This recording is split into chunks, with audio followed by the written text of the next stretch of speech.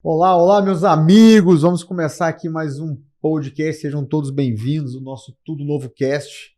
Tá ficando episódios muito bacanas, né? Tivemos já o Felipe W, tivemos aqui o Paulo Vitor, dois episódios que foi muito bacana, uma repercussão muito legal.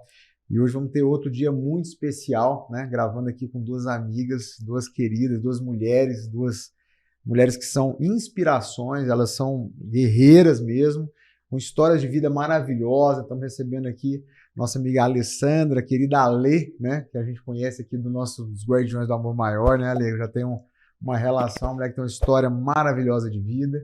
E também nossa querida Lenina, que também eu já conheci já dentro do Novo, nesse processo da política, né, Lenina? Mas foi uma das pessoas que, quando eu encontrei, meu coração já ficou aquecido demais para ver como é a verdade dela, o carinho, o acolhimento dela. E são duas mulheres com histórias extraordinárias. Eu não sei se vocês sabem, mas o Partido Novo é um dos partidos, acho que é o partido onde a mulher tem mais presença, do ponto de vista de participação, de filiação, de candidatura também. Então existe um movimento muito grande da mulher no Partido Novo. E como é importante, né? Existe até leis para fomentar o envolvimento da mulher na política, incentivos mesmo, até algumas cláusulas, né, que estabelecem, porque realmente a participação da mulher ela é fundamental, né? Eu até acredito, assim, daqui a pouco eu vou falar um pouquinho para as duas se apresentarem, que essa eleição especial desse ano, ela vai ser decidida pelas mulheres. Já tenho falado isso há algum tempo, porque quando você entra numa política que às vezes está tão polarizada, com tanta uma emoção descontrolada, né? A mulher ela tem muito mais essa capacidade de lidar com as emoções, de olhar com bom senso, de olhar aquilo que realmente importa na hora de decidir e fugir um pouco dessa coisa das emoções, né, da polarização. Então, sejam muito bem-vindas aqui, é um grande prazer, sou um grande fã de vocês duas, de verdade.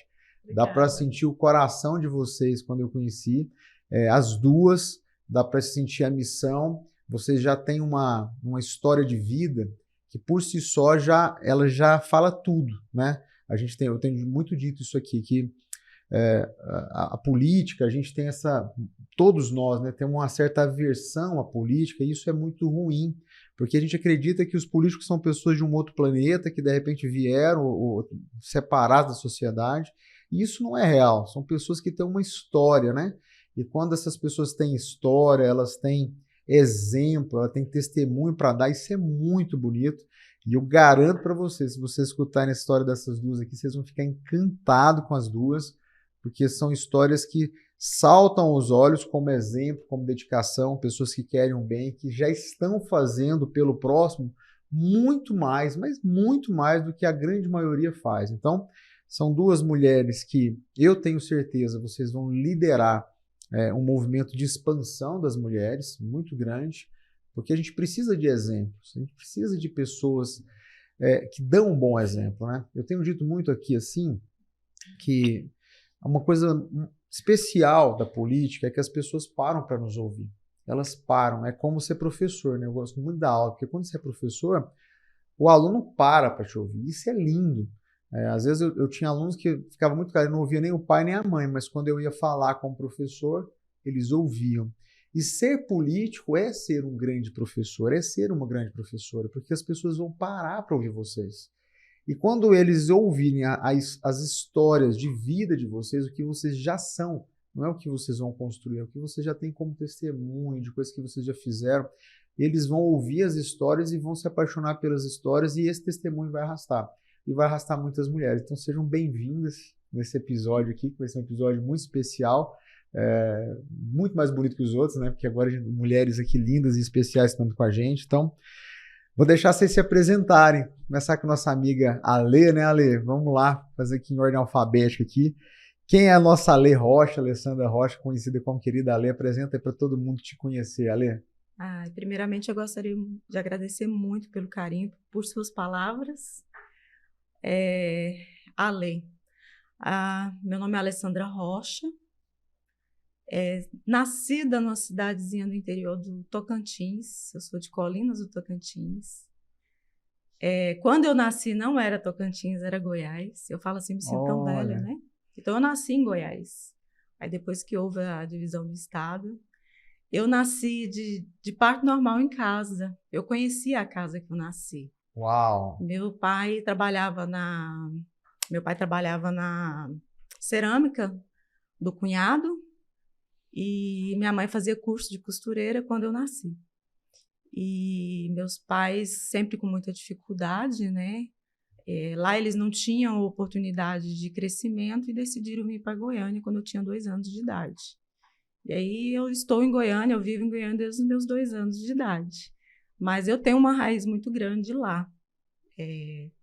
Lá está a minha história, lá está a minha essência.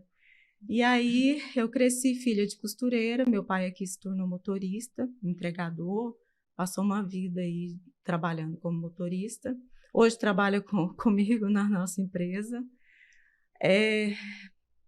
Eu fui uma criança muito rebelde no sentido de que nunca me conformei com as situações vividas que eu presenciava na minha família. Então, desde criança, eu sempre tive o anseio, o desejo de não ser só mais uma na multidão. Isso é um desejo desde criança. Minha mãe até fala assim, nossa, a Alessandra me deu muito trabalho, porque pensa numa menina que não se conformava com nada. E até hoje eu não me conformo com nada. Isso tem a ver com a gente, né, Helena? Não tem ou não tem? Se a gente se conformar, você fica naquele mesmo lugar a vida inteira, né? Você não tira o pé do chão. Não né? tira, não sai do o pé lugar. chão. E eu fui uma criança inconformada, até mesmo pelo fato da dificuldade financeira que meus pais passavam. Graças a Deus, a gente nunca passou fome, eu não me lembro quando criança de passar fome, mas passava muitas vezes o desejo de comer uma simples bolacha recheada. E de ir para a escola, eu sempre estudei em escola pública, e de na escola estar aquela modinha daquele calçado, daquela roupinha, e eu não tinha. Eu passava o ano inteiro com calçado só, e eu era inconformada com isso, tadinha, minha mãe sofreu. Porque a gente acaba descontando da mãe. Mãe, mas por quê? Mas por que eu não posso ter? E até eu recordando essa noite, até pensando sobre falar sobre mim, sobre a Alessandra, né, a essência da Alessandra, eu fiquei recordando de quanto mexeu comigo, ou mexe comigo, quando a gente vai fazer uma ação social, que vai naqueles bairros que não tem asfalto, que não tem energia, que não tem uma infraestrutura básica, né? E isso me veio na memória. A primeira vez que eu fiz a ação social, que a gente fez uma das ações sociais, inclusive Dia das Crianças, a gente entrou no bairro, que agora eu não me lembro o nome, que o bairro parecia muito bairro quando eu mudei, quando meus pais conseguiram comprar o terreno. Uau. Você foi parar lá no bairro de novo. Fui, eu vivi isso de novo. E aí brotou em mim esse inconformismo até de ver a situação das crianças, né, lá. E aí eu essa noite pensando sobre isso, né, falei, gente, as pessoas às vezes vê a forma com que a gente vive hoje, a forma com que a gente tem as coisas hoje, conquistou muita coisa, não faz ideia de onde a gente passou. Um resuminho rápido, né? E aí, aos 18 anos, 18 não, 17, eu encontrei um cara, ele veio de São Paulo, paulista raiz, filho do companheiro de uma tia minha, e a gente se conheceu, ele veio para Goiânia passear na casa do pai dele, a gente se conheceu, e ele topou a aventura de casar comigo, eu topei a aventura de casar com ele, então eu me casei muito nova, me casei aos 18 anos, com o Alexandre, meu esposo se chama Alexandre. As pessoas até fazem uma certa confusão de conotação, aí me chama de Alexandra, chama ele de Alexandre, de Alessandro, Parece muito, né? Os nomes muito parecidos. E eu me casei muito nova, e muito nova eu tive que enfrentar várias dificuldades, né? Não só financeira, mas como de saúde. Eu engravidei, a gente tinha 9 meses de casado, engravidei de gêmeos, tive um aborto espontâneo, muito traumático. Inclusive, há uns meses atrás eu tinha muita dificuldade de falar nisso, mas eu entendi que eu preciso falar disso. E passei por um processo muito doloroso até descobrir, ter o diagnóstico de qual era realmente o meu problema. Eu fui diagnosticada com endometriose aos 21 anos, recém-casada, com uma doença que assolou minha vida mesmo. Fez um estrago gigantesco. A minha primeira cirurgia que eu passei aos 21 anos, eu já perdi o ovário, entrei para o centro cirúrgico, os médicos falando, eu não garanto que você saia desse centro cirúrgico com seus 2 ovários. Eu louca para ser mãe. louca. Sonho de vida era ser mãe. E foi muito sofrimento, porque eu fiquei acamada há muito tempo. Foi uma cirurgia muito demorada. Foi uma cirurgia que judiou muito de mim. Tanto é que eu fui para casa com uma sonda urinária, que eu tive rompimento da bexiga, né, durante a cirurgia, e eu fui para casa com a sonda urinária. Então, foi um sofrimento prolongado durante anos, e o tratamento da endometriose não é um tratamento fácil, é um tratamento que judia muito. Complexo, difícil, né? Difícil, sofrido. muito sofrido. E hoje as pessoas ainda não têm uma compreensão correta sobre essa doença, porque é uma doença que torna a mulher improdutiva, mas improdutiva em todos os sentidos. E a endometriose, ela me afetou diretamente no que eu mais queria na minha vida, que era ser mãe. Então, eu tive que lutar. E junto com a cirurgia, a gente quebrou. Aí veio toda a situação financeira. Meu Deus. Eu fui morar no puxadinho na casa da minha mãe.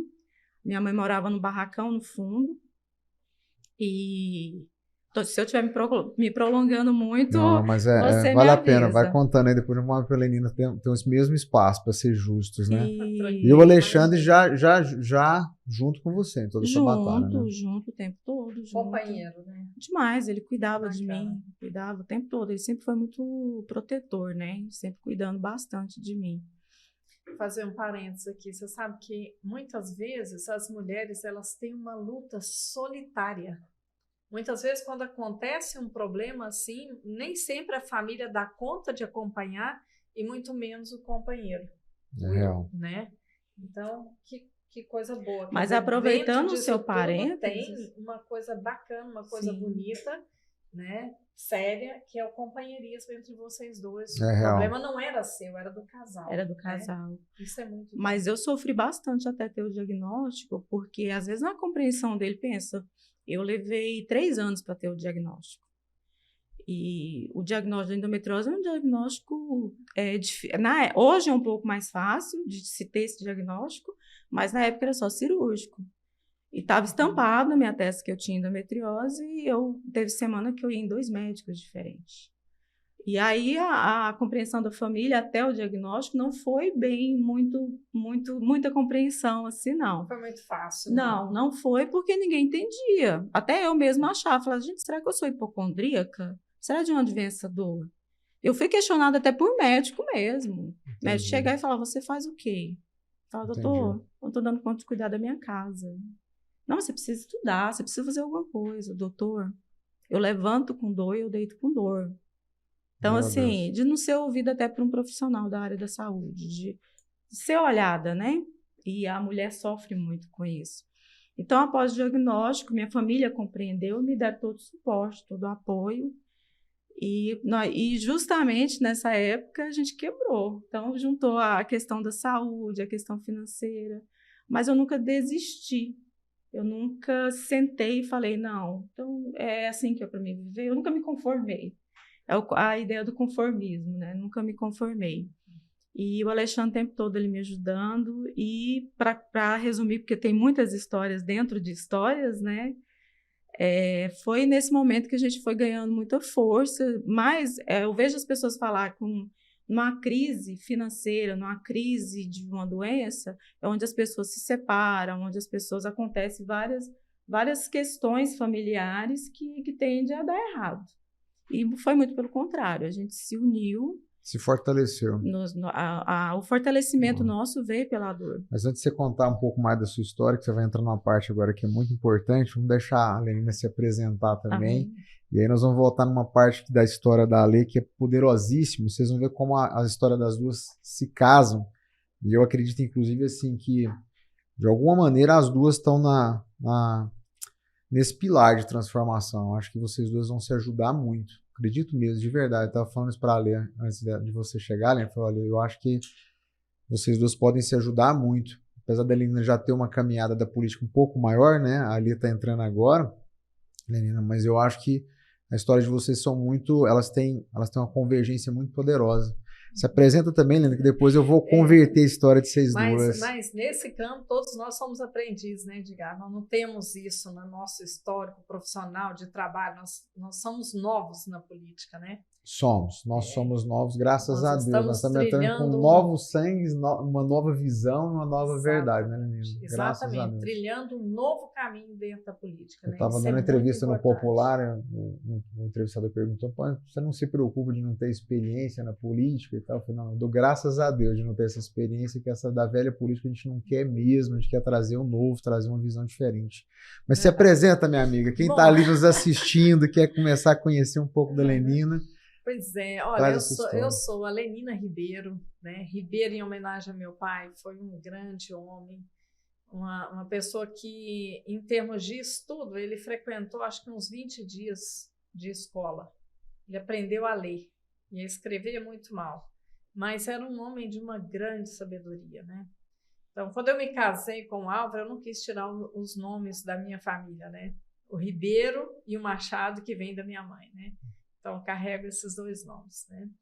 Eu sou psicóloga, eu tenho 58 anos, né? Nasci em Goiânia, mas cresci no interior de Goiás. Na região que eu cresci, chamada de Mata do Formoso, era uma região muito, muito pobre, muito atrasada em termos de desenvolvimento, né?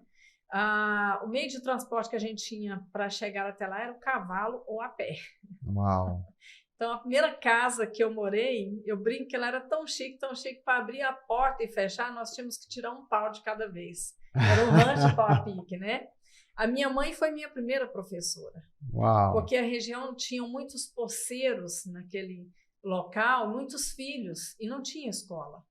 E meu pai, junto com a minha mãe, construiu um rancho, né, no nosso quintal, da nossa posse, porque não era uma terra registrada, né? E lá, com bancos de toras de madeira, a minha mãe tinha uma tábua e o giz que ela usava era o carvão.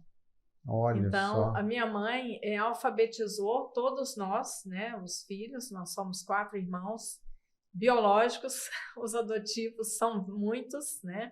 Porque vários passaram por nossa casa para morar, para estudar, para aprender alguma coisa. Então, eram filhos adotivos temporários, né?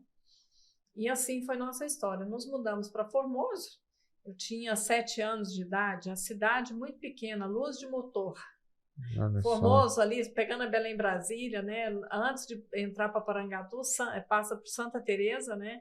E chega até Em a cidade. Formosa. Hoje já tem asfalto, tem energia elétrica, né? E minha mãe era na região, lá era parteira, era conselheira, era a pessoa que fazia auxiliava na cura das doenças, dos problemas, né? Porque ela tinha contatos com o médico, doutor Araújo Jorge, aqui de Goiânia. Então ela vinha aqui e ele atendia ela com todo carinho, todo desvelo, que passava os medicamentos, anotava tudo para que servia.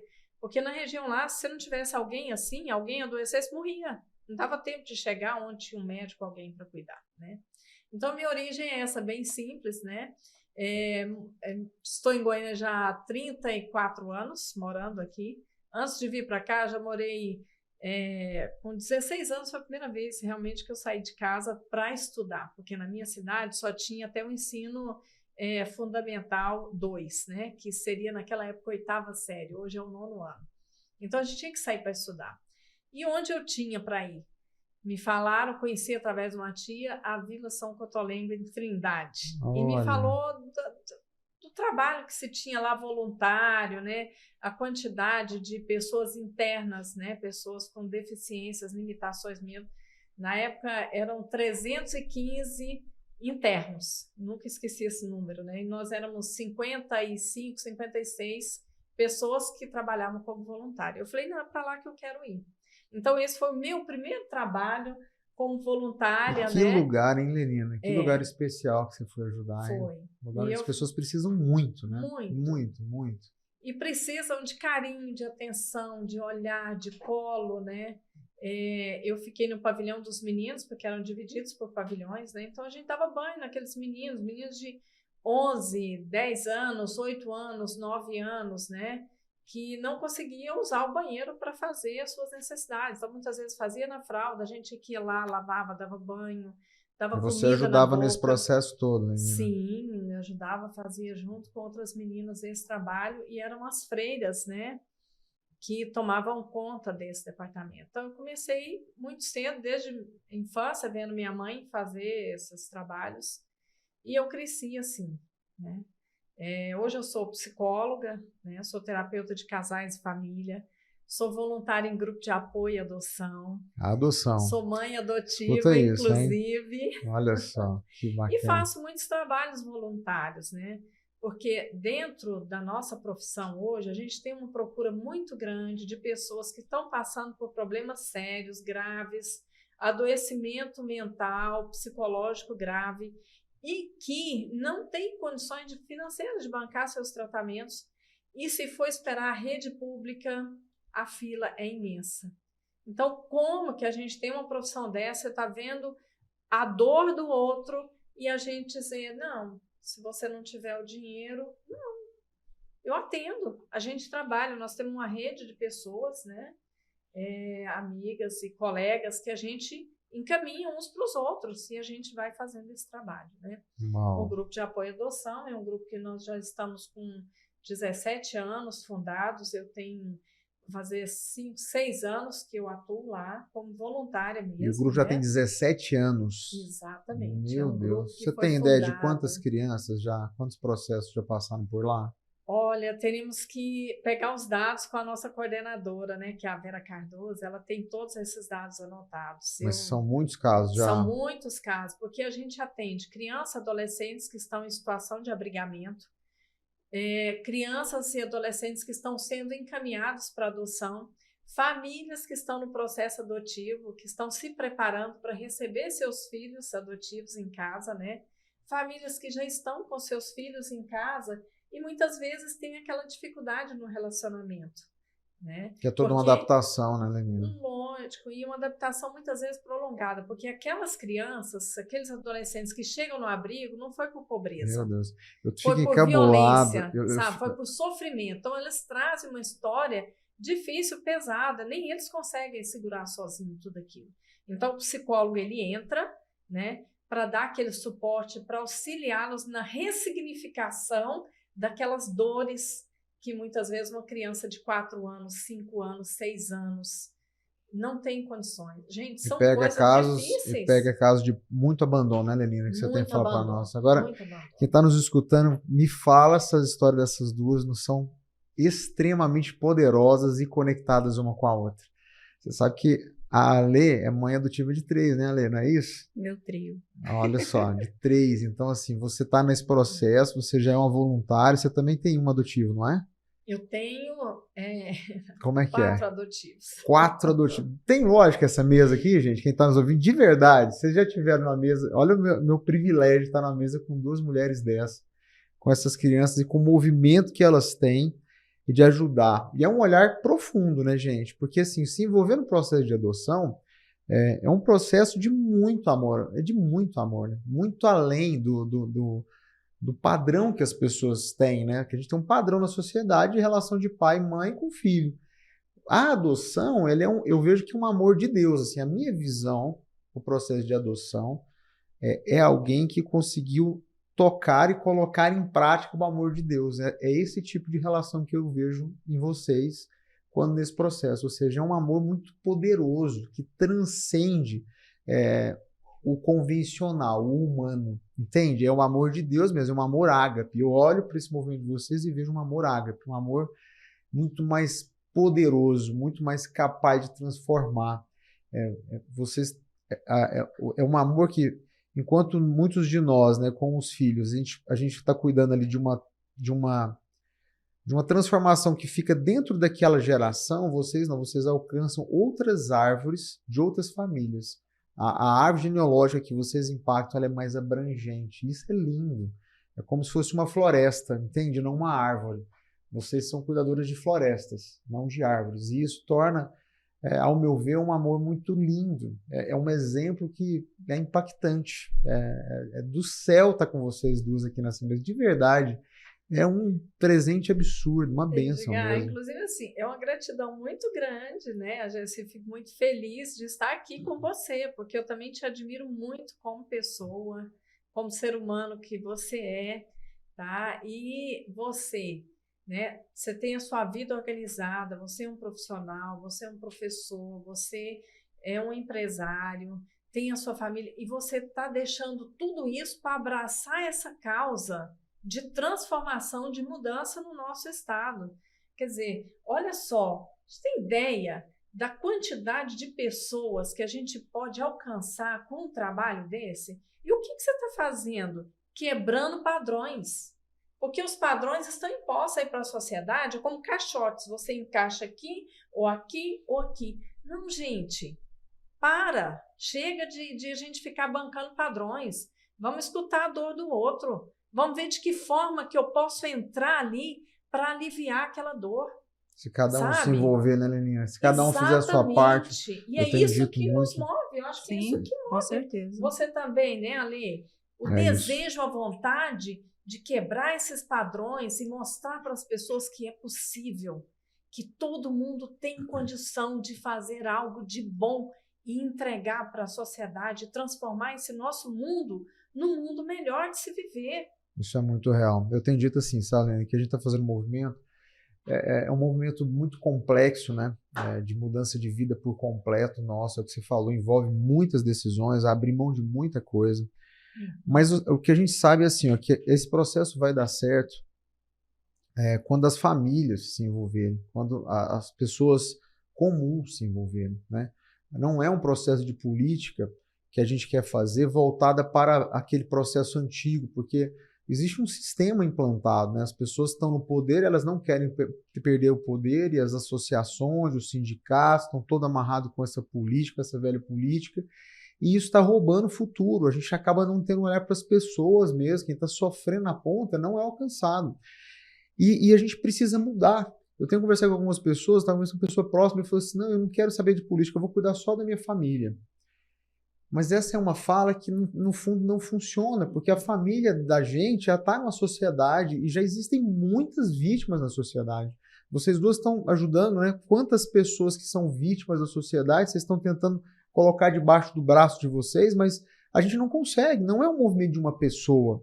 A gente tem que criar uma corrente. E a corrente que a gente está criando, que é uma corrente da esperança, de confiança, das pessoas poderem confiar na gente, de fazer a coisa certa, de abrir mão de privilégio, de a gente não trazer para nós, trazer para o outro.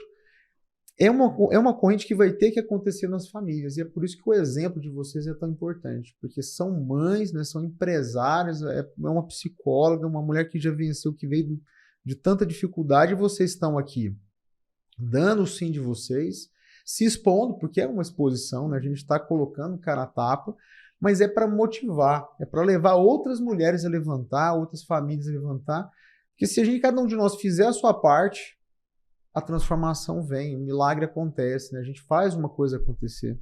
Conta um pouquinho mais para nós ali, depois eu vou voltar para a Lenina, que a história de vocês é linda. Você estava contando esse processo que foi tão difícil, né? Do processo de perder, do tratamento, a dificuldade financeira que vocês passaram também, né? Você com o Alexandre. E hoje vocês, depois dessa data, começou a acontecer uma nova fase na sua vida, né? Que tem a ver com esse processo de adoção, né, Ale? Que é um processo... Foram várias fases, né? Na verdade, na época, o meu marido conseguiu um emprego como porteiro. Ele trabalhou como porteiro, acredito que 2 anos, na portaria de um condomínio. E nós passamos por todo esse processo doloroso, né, da doença e da dificuldade financeira, e eu com o tratamento, né, e lutando e fazendo uso de uma medicação chamada Zoladex, que ela arrebentou comigo, porque é uma bomba de hormônio, e tentando entender o que realmente Deus queria com toda aquela situação de dor. Na verdade, eu teve momentos da minha vida que eu pensava comigo, será que existe uma vida sem dor? Quando eu falo dor, é dor física mesmo. E aí o médico, todo esse processo, o médico falou para mim, Alessandra, tem como eu te encaminhar, porque eu não tinha condições financeiras, né? Tem como eu te encaminhar para o trabalho que o pessoal faz lá no Hospital das Clínicas. Você tem todo o perfil para você fazer uma fertilização in vitro, fazer um tratamento de fertilização lá. E aí eu parei para pensar, meu médico conversou bastante comigo, inclusive na época me deu um livro para me entender como funcionava, né, a fertilização, todo o processo do in vitro. E eu fui ler, fui me aprofundar. e entendi que eu não queria aquilo para minha vida. Não era aquilo. Quando eu olhei, eu falei, não é isso. Eu não quero passar por isso. Não quero. Conversei com o Alexandre sempre deixou esse tipo de decisão na minha mão, em relação a mim mesma, coisas do meu corpo. E ele falou, amor, se você não se sente preparada para isso, não é isso que você quer, ok. E aí veio já o despertar em mim, mas eu já tinha esse despertar antes. Eu já tinha esse despertar. Tinha sempre algo falei para lá o Alexandre. dentro já, né? Sim, porque a gente sempre falou. Mesmo tendo nossos filhos biológicos, eu tenho muita vontade de adotar. Isso era um desejo de criança, não era uma coisa que não nasceu da noite para o dia. Justamente por entender como a sociedade funcionava. E nesse processo, que levou anos, né, levou um período grande aí, o Alexandre começou a se aventurar na vida dos cartuchos, das impressoras, e aí nasceu a Kprime, que é a nossa empresa que nós temos hoje. Ela nasceu justamente nesse período de muita turbulência, de muita confusão. Eu gosto, inclusive, muito de uma frase que tem no livro Mais Esperto que o Diabo, que é fracassos, bênçãos disfarçadas, né? E eu vejo isso muito claro na minha vida. Vejo isso muito claro na minha história.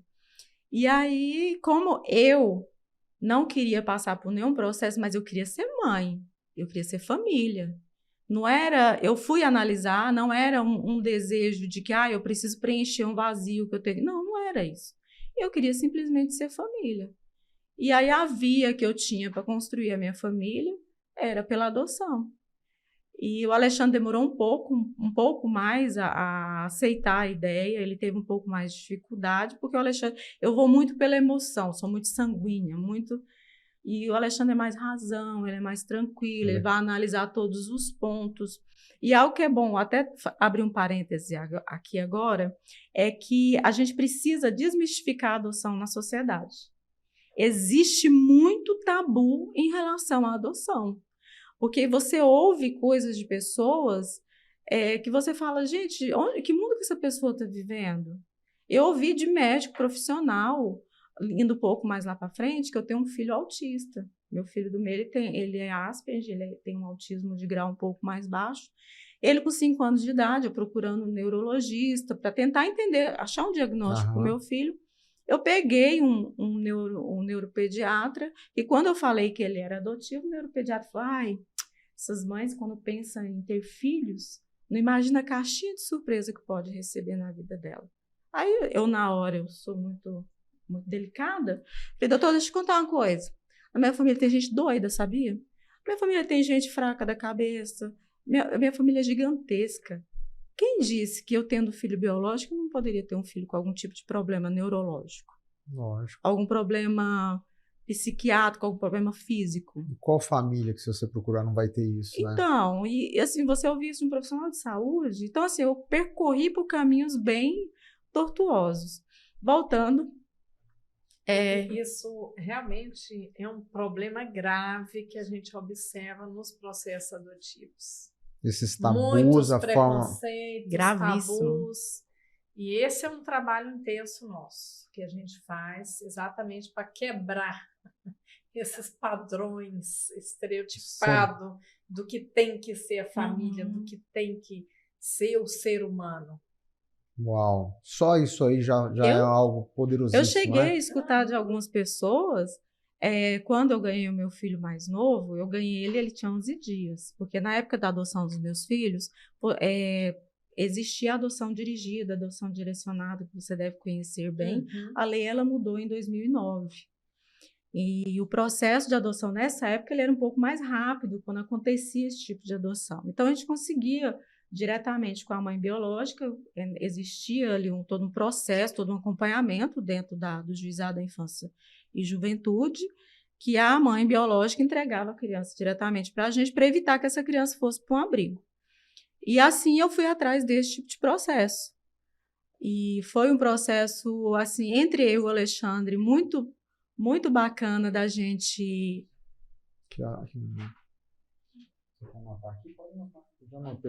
Da gente construir essa ideia junto e de aceitação do que a gente iria viver, de compreensão mesmo. A gente não pode idealizar um filho. Então, na verdade, o meu filho mais velho, ele chegou de uma forma surpresa. Eu não falei que queria determinado sexo, eu não falei que queria menino, não, Rafael. O Rafael. Eu não falei que queria menino, eu não falei que queria menino, eu queria um filho. Eu não falei que queria ele pardo, branco, preto, eu não idealizei isso. Eu queria um filho. Uau, era como isso é bonito que eu queria. Isso, hein? Né, Lenina? Você é lindo demais, né? E aí chegou o Rafa. Eu falo pra vocês que é um amor de Deus, é um amor ágape, é um negócio que foge muito do normal. Porque aí ela tá olhando pra criança. De verdade, pra essência, é o filho de Deus que tá. Sabe? O amor que eu vou ter por ele não Maravilhoso. depende da cor, não depende do tipo do cabelo. Não, isso depende de onde ele veio. Eu falo pra vocês que a história dessas duas por si só já deixa a gente encantado. Só de contar a história de vocês já é um testemunho que arrasta. Meu Deus, é lindo demais. E só pra você ter ideia, o Rafa, quando chegou na minha vida, ele era um bebê muito magrinho, ele tinha uma anemia muito forte. E aí eu fui cuidar dele. Ele ficou um bebê maravilhoso. Ele ficou que neném fofo, que neném. Onde eu chegava, todo mundo queria pegar e eu não deixava ninguém estranho pegar meu filho, não. Posso pegar? Não, te conheço. Mas mais ciumento. E eu escutei de algumas pessoas falar assim, nossa, mas ele é um neném lindo. Tipo, criança adotiva é feia?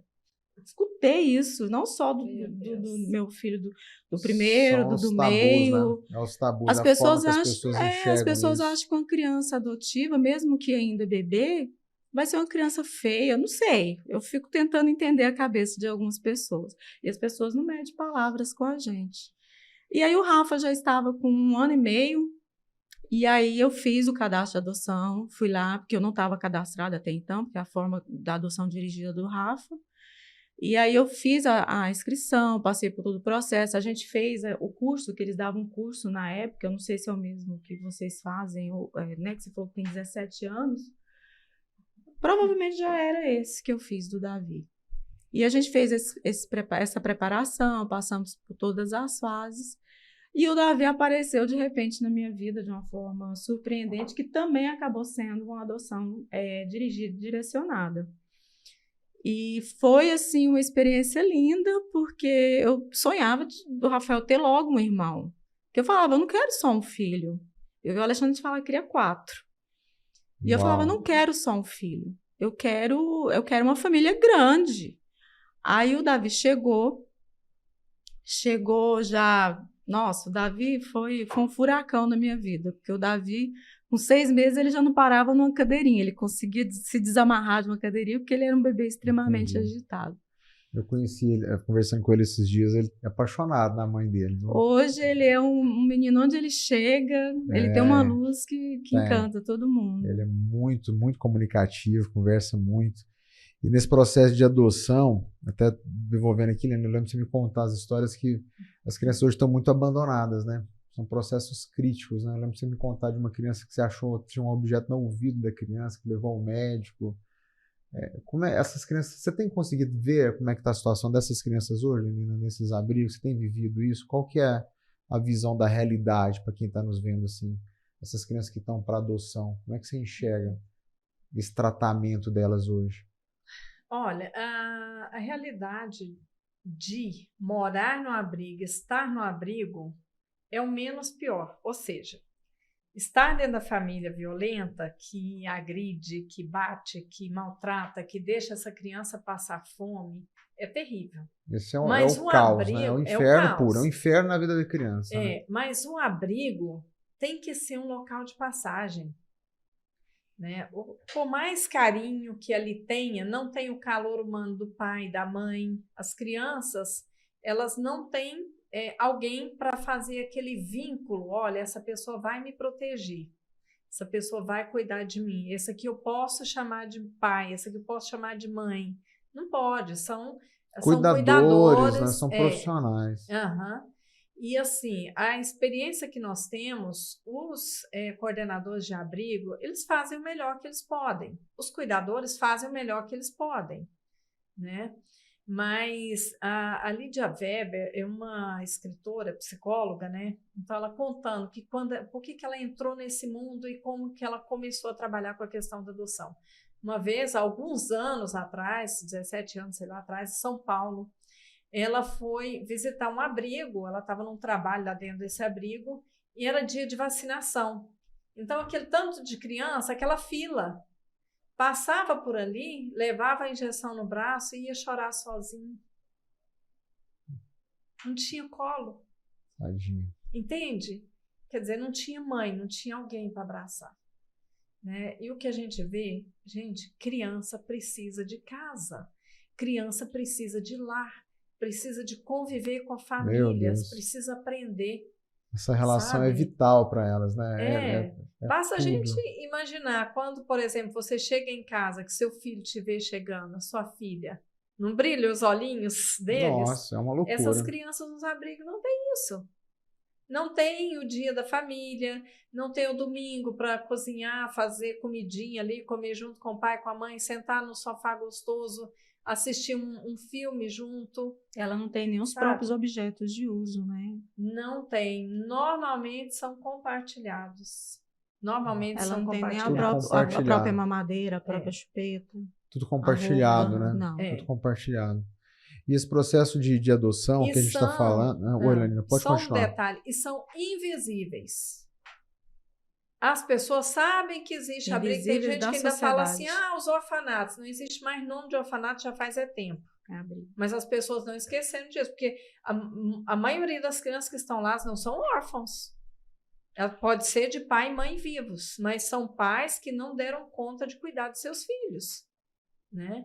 Então, os políticos mesmo, pergunta para os políticos se eles sabem quantas crianças estão abrigadas hoje no estado que elegeu eles. Pergunta para ver se eles sabem. Não sabem. Elas estão invisíveis hoje. Estão invisíveis. As políticas para a questão da adoção ainda são muito retrógradas. A gente precisa melhorar esse campo, inclusive. Eu acho que é a grande bandeira de vocês, né?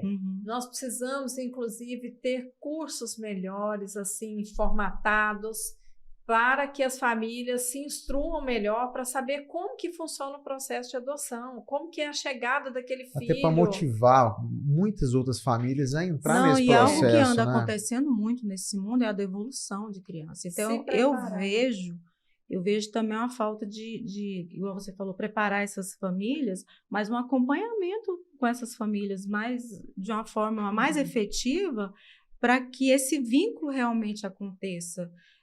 Tem casos, você deve confirmar isso, casos de criança ficar 1 ano, 2 anos com família, eles irem lá e devolverem a criança. Você imagina o trauma para essa criança, porque não criou vínculo, então é bem desastroso. Eu, inclusive, estou acompanhando um caso desse, muito difícil, muito dolorido. É difícil para a família, porque a família simplesmente adotou, está no estado de convivência, mas não fez uma programação, eles não se organizaram para receber aquelas crianças. E não é uma só.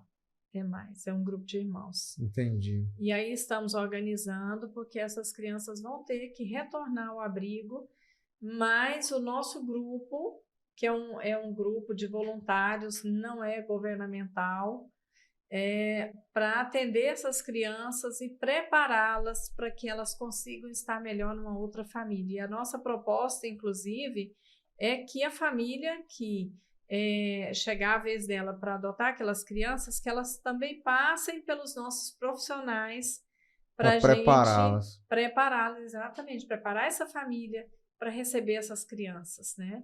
Nossa. E o nosso trabalho hoje da questão de preparar essas crianças para que elas percebam que elas não são culpadas por não ter dado certo àquela família. A responsabilidade é dos adultos. E é complexo para a criança. Trauma, né? Na verdade, para a criança entender isso é um processo bem difícil, né, Nenina? Muito difícil. É igual a questão de pai e mãe, né? As crianças sempre vão achar que quando ela não é amada pelo pai, de alguma maneira é culpa dela. Ela está fazendo alguma coisa errada que foi ela que nunca fez, é, né? Uma vez você me falou, olha, uma frase que eu não esqueço, você diz assim que o processo de adoção hoje está desumano. Uma frase que ficou no meu coração. Porque está um processo, a forma como está hoje, tem, inclusive, na sua visão, dificultado esse processo de adoção? Qual que é a sua visão, depois que a lei mudou? Como é que você avalia esse processo novo? Acho que seria bom escutar vocês duas sobre essa ótica. Assim, que tipo de percepção que vocês acham que poderíamos estar avançando? Além de quebrar o tabu, a questão da informação, que é tudo, né? A comunicação, de deixar essas crianças não serem invisíveis, a questão da lei organiza, né? Ela cria as regras para que esse processo se dê da melhor forma. Quando você falou assim, nossa, Edgar, eu acho que hoje é desumano, foi de uma experiência sua, né, de adoção, e como é que você enxerga isso? O que você pode trazer disso para nós entendermos melhor? Então, eu usei a palavra desumano até porque eu passei por abrigos, eu vi a quantidade de crianças que estão crescendo nos abrigos. O processo é muito moroso, é muito demorado de destituição. Exige, acho que é 1 ano e meio, né? O máximo de uma criança ficar dentro de um abrigo, só que isso a gente sabe que na prática não é bem assim. Não é assim que está funcionando e realmente funciona. Então, essa criança muitas vezes cresce ali dentro do abrigo, ela passa 4 anos, 5 anos, e aí ela chega em uma idade que ela já não é de interesse dos adotantes, que a maioria dos adotantes quer crianças com menos de 5 anos, né? Essa realidade, infelizmente, ainda não mudou. Aí a criança cresce e não se consegue mais um lar para ela. Já se torna mais difícil até criar esse vínculo, né? Esse é um dos focos do nosso grupo. Trabalhar a questão da adoção tardia. Uhum. Eu, por exemplo, tive a oportunidade de acompanhar um adolescente lindo, que menino bacana, sabe? E hoje ele está numa família. Ele entrou para essa família com 11 para 12 anos. 11 para 12? Exatamente. Porque as crianças, a gente perguntava, né, se ele tinha vontade. Eu falei, não, eu quero uma família, eu quero morar numa família. Eles têm esse desejo, né? Mesmo e com a 11, gente 12 tem anos. feito esse trabalho com as famílias, porque nós temos grupos de pré-adoção de WhatsApp, onde nós discutimos todas as questões sobre a pré-adoção. O foco é esse, é a adoção. E temos o grupo de pós-adoção também, que são as famílias que já estão com seus filhos, onde a gente discute os problemas, né? Os próprios pais, os adotantes, eles discutem os seus problemas, contam a sua história, um outro já viveu aquela experiência, já troca aquela experiência. Então, esse trabalho tem mudado bastante a realidade. Nós temos tido, através desse nosso trabalho, um reconhecimento do pessoal do juizado, da Procuradoria, tem reconhecido nosso trabalho, nós temos feito parcerias de trabalho juntos, né? E o Conviver tem tido uma boa voz pelo trabalho, pela experiência que a gente tem mostrado na nossa prática, né? Entendi. Então, a gente tem mudado bastante essa realidade. Nossa, Bacana. é maravilhoso. Assim, a gente já está na reta final aqui, os 10 minutinhos finais. Vocês estão vendo que as duas têm muito conteúdo para nos falar sobre essa questão de adoção, tem experiência. Eu acredito muito que existe uma missão mesmo sobre vocês, sobre essa bandeira que vocês têm, porque não é de alguém que está de fora, é alguém que vive as dores. É impossível alguém transformar alguma coisa sem conhecer os detalhes, as dores, como é que é estar dentro daquilo ali, né? E vocês são essas duas que estão lá vivendo todo esse processo. É por isso que são mulheres tão diferenciadas, né, do ponto de vista de poder transformar essa realidade. Eu queria fazer uma última pergunta para poder fechar para cada um de vocês, que é assim, começar com a Lenina, que já está com um tempinho. Lenina, como é que você foi parar nessa coisa da política, com essa história toda, com tanto projeto já rodando? Como é que você foi parar no Novo? Conta um pouquinho dessa história. O que te levou para esse movimento, Lenina? Você já participou até de uma eleição, não é isso? Já sim. Eu fui candidata a vereadora em 2020, né? Alcancei 1.012 votos. Olha só, de primeira eleição. E o nosso trabalho, a gente não usa dinheiro público, a gente não usa dinheiro de fundo eleitoral, fundo partidário. É um trabalho mais difícil, porque nós temos que buscar os nossos próprios meios, com apoio do partido, lógico, dos diretórios, para a gente alcançar essas pessoas. Mas eu digo que esses votos foram votos por convicção. Não foram por promessa, não foram comprados. Né? Coração, foram corações ganhados mesmo. Né? A minha família tem uma história dentro da política, mas eu sempre virei as costas. Eu nunca quis envolver diretamente com a política, né? Mas se for olhar meus históricos aí de redes sociais, eu sempre estou compartilhando coisas de política. Eu fui fazer essa reflexão, falei, gente, eu já estava dentro há muito tempo. Mas sempre procurando ver quem era uma pessoa boa para a gente apoiar. E eu achava, nossa, esse cara é bom e tal. Só que foram decepcionantes as pessoas que eu apoiei em outros momentos da minha vida, divulgando nas minhas redes sociais. Todos nós, né? Temos muita história disso, né, Lenina? Exatamente. De decepções. até eu começar a ver alguma coisa do Partido Novo, divulgação. Eu falei, gente, olha que legal isso aqui, olha essa postagem aqui, olha esse pessoal está defendendo aqui, né, a liberdade do cidadão, diminuir o peso do Estado, olha, não usar dinheiro público, cortar privilégio dos políticos.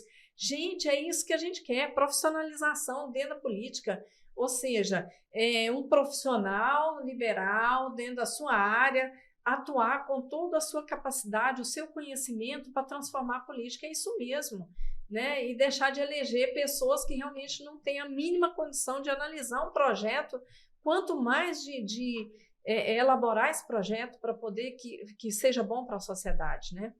E assim eu conheci o Partido Novo em 2016. Levei meu marido, que é um cara muito crítico, ele sim, se você perguntar de política para ele, ele sabe de tudo no mundo e no Brasil. Ela é sensacional, conhece mesmo, eu conversei com ele. E ele leu todo o Estatuto do Novo e se filiou em seguida. Ele falou, isso aqui é a esperança que o Brasil precisa. Uau! Eu falei, gente, se o Álvaro gostou, então o negócio é bom mesmo. Né? E depois eu me filiei, continuei acompanhando. Quando chegou em 2019, né, aquela procura de pessoas para passar pelo processo seletivo, e eu fiquei meio resistente, queria que meu marido se candidatasse, e ele, não, eu não tenho condição, tal. Eu falei, você não vai, não? Ele falou, não posso. Eu falei, então eu vou. Uau! Naquele momento eu tomei a decisão de me candidatar e falei, vou entrar em um campo novo, não conheço, mas eu estou disposta a aprender. Né? Nesse outro momento agora, que eu fiquei também um pouco resistente em participar desse novo processo seletivo, meu filho sentado no sofá lá da sala, eu disse para ele, Arthur, eu tenho tanto trabalho, como é que eu vou deixar meu consultório, adoção, eu gosto tanto desse trabalho, tudo. Ele virou, olhou nos meus olhos e falou assim, mãe, você ajuda muitas pessoas nesse seu trabalho, mas você já imaginou você dentro da política, elaborando processos, observando onde que são os problemas e procurando soluções, quantas pessoas mais você não vai alcançar? Nossa, seu filho. Naquele momento ele foi certeiro. Falei, você tem razão, meu filho. É um trabalho muito maior e com certeza, com boa vontade, com ética, com o mesmo profissionalismo que eu direciono o meu consultório, o meu trabalho, né, com os clientes que eu tenho, com os pacientes que eu tenho, eu posso ter a mesma seriedade dentro da política. E falei, tô dentro. Uau! Dá vontade de bater palma, não dá, Ale? Fala a verdade com a fala dela.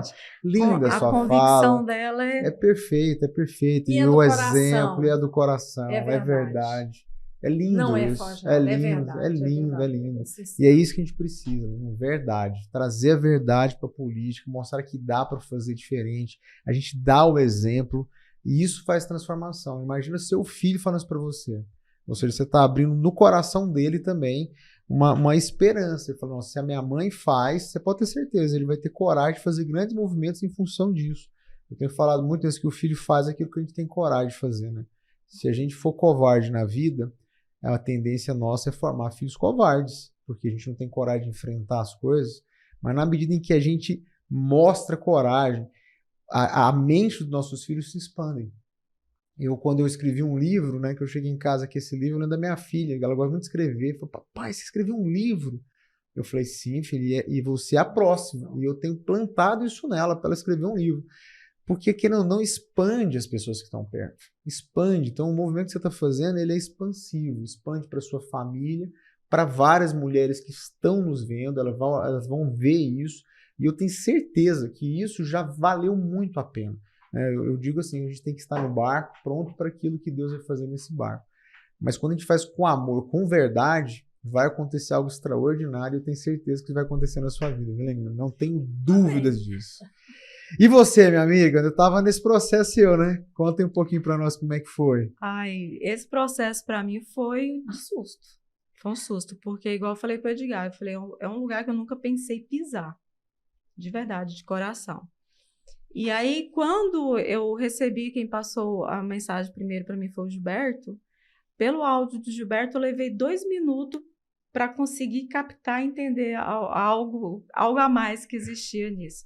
E aí, quando a gente conversou, um dia antes mesmo, você marcou a conversa comigo, eu fui lembrar das minhas indignações, de todo o meu desejo de poder fazer algo diferente pela mulher, fazer algo diferente, fazer a diferença mesmo pelas crianças, que é uma bandeira que, de verdade, igual você usou a palavra esquecidos, né?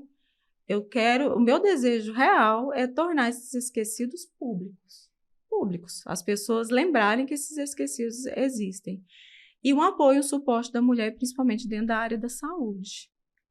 Eu tenho uma convicção, uma preocupação muito grande em relação a isso, a forma com que a mulher é tratada. Outro ponto, que eu nem falei ainda, né? Outro ponto é o apoio e o suporte às mães que querem entregar seus filhos. Que isso, de vias de fato, não funciona. A lei funciona bonitinho, lá escrito. Você deve saber disso. Quando a mulher ela se coloca à disposição de fazer uma entrega voluntária, ela passa por um processo de muita acusação, de muito apontamento de dedo. Então, a gente precisa entender e melhorar essas políticas públicas para poder que realmente isso aconteça, de fato, que às vezes escrito ali está bonitinho, mas na prática não funciona. Não acontece. E essas mães são vistas de forma muito discriminatória, né? Quando elas não dão conta. E a gente precisa entender que isso talvez a entrega voluntária é uma forma de amor muito maior do que uma forma de acolhimento. Então, eu escuto mesmo, muitas vezes falam assim, mas como é que teve coragem? Eu falo, eu sou extremamente grata às mães biológicas dos meus filhos. Extremamente grata. Porque elas deram a vida para os meus filhos. E a gente precisa entender que essas mulheres são mulheres comuns. Uau. Que essas mulheres são mulheres, às vezes, vítimas de situações que ela não se colocou ali. Às vezes elas são mais vítimas do que qualquer um desse processo. Muito mais vítimas, né? E o fato de ela não ter dado conta de criar o seu filho, o fato de ela estar envolvida num meio de violência, de todo, né, uma falta de estrutura. Já é um preço altíssimo. Já é um preço altíssimo. Então, muitas dessas crianças são vítimas mesmo de uma desestrutura já social, de uma desestrutura aí econômica, de várias estruturas que não existem. Na verdade, elas são inexistentes. E eu aceitei, de verdade. Eu levei uma semana para responder ele. Foi uma semana, não foi? Foi. Porque isso foi aflorando cada vez mais em mim. E aí eu entendi que eu já tinha projetos, eu já tinha ideias, eu faço isso de forma caladinha, quietinha, eu ajudo daqui, ajudo dali, sempre estive pronta a ajudar. Só que aí eu pensei, e aí? Eu posso fazer muito mais? Por que falar não? Vou dizer sim. Eu vou colocar o pé nesse mundo e eu quero pisar com os dois pés nele. Eu tive o prazer de estar nessa mesa linda, porque ela não esperava, assim, nunca imaginou. Não, foi um choque. Sente, igual eu sinto em vocês duas essa energia. Quando eu conversei com a Ale, eu já falei para ela, não, Ale, tem um negócio grande em você de transformação, não tem como você fugir disso. E aí, de alguma maneira, assim, ela acho que ela já tá botando pressão em mim, que ela quer estudar, ela quer fazer as coisas, ela quer fazer o curso. Eu estou preocupada com essa formação, igual você falou, esse processo seletivo é uma coisa que é bom deixar claro para as pessoas. A gente passa por um processo seletivo, gente. Puxado. Ou você aprende, ou você entende, ou você não entra. Gente, nós chegamos aqui, estouramos nosso tempo, então quero agradecer vocês duas, quem está nos assistindo, vocês estão vendo o nível, né? Como é maravilhoso, né? O nível dessa mulher que está dentro do Partido Novo. Então acompanhe as duas. Sigam elas, comecem a acompanhar o trabalho que elas estão fazendo, porque são mulheres que realmente podem trazer uma transformação real para a sociedade goiana, para a mulher goiana, para a mãe, para as crianças, para os filhos. Então, assim, é disso que a gente precisa. Gente da gente, mas que tem história, que tem exemplo, que tem verdade, que tem esse coração apaixonado por ajudar o próximo, e vocês não vão encontrar dois corações do tamanho desse aqui em lugar nenhum. Então, acompanhe as duas, siga, que não tem erro, tá bom? Obrigado a todos. E vamos toda semana estar com 2 episódios do nosso Tudo Novo Cast. Acompanhe e compartilhe aí com seus amigos, tá bom? Um abraço!